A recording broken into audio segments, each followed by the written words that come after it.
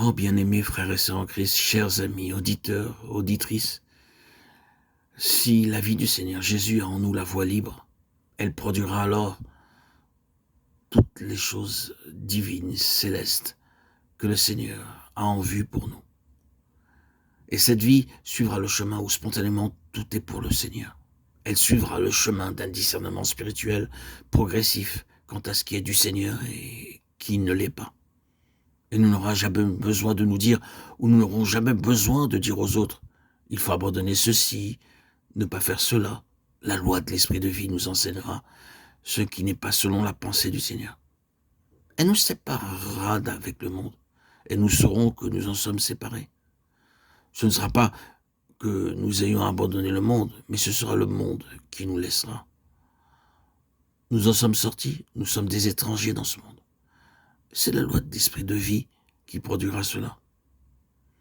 Éprouvons-nous nous-mêmes par cette loi. Si nous pouvons être à l'aise, joyeux et satisfaits dans ce monde et dans notre propre vie naturelle, nous avons une raison sérieuse de nous demander si la vie du Seigneur Jésus est en nous. Nous verrons à mesure que cette vie agit en nous, que nous sommes de plus en plus étrangers ici-bas. Nous nous trouvons de plus en plus en esprit, en dehors des choses, et nous pouvons y avoir les expériences les plus terribles. Oui, nous réalisons combien nous nous éloignons de ce monde, tandis que nous avançons avec Dieu, combien le monde nous devient lointain. C'est l'action de la vie, il en sera ainsi. Cela nous créera des difficultés, mais il ne peut en être autrement. La loi de l'esprit de vie élargira de plus en plus la brèche qui s'est faite entre nous et le monde, et cette vie d'ici-bas. Elle doit produire cela. Elle nous en fait inévitablement sortir, et naturellement, lorsque nous sommes dans cette position, sur quoi pouvons-nous compter? Quel appui avons-nous, autre que Dieu seul? Il est devenu notre vie, notre ressource.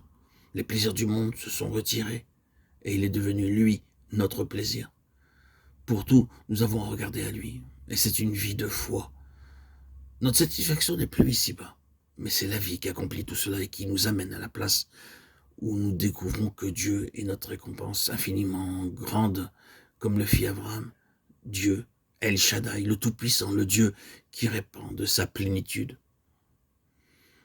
Il nous faut comprendre Joseph très intimement, toute cette action de la vie dans tous ces différents stages amenant spontanément ces choses si variées à devenir pour l'enfant de Dieu des réalités, tout cela est dirigé vers une destinée, vers un but, la loi de la vie. Lorsqu'elle a la voie libre en nous, doit nous amener au trône, elle doit aboutir au trône, pour que nous régnions avec lui. Mais comment? Par la souffrance, par l'humiliation, par l'abaissement. C'est le chemin de cette vie, le chemin qui nous conduit au trône. C'est ce que représente Joseph.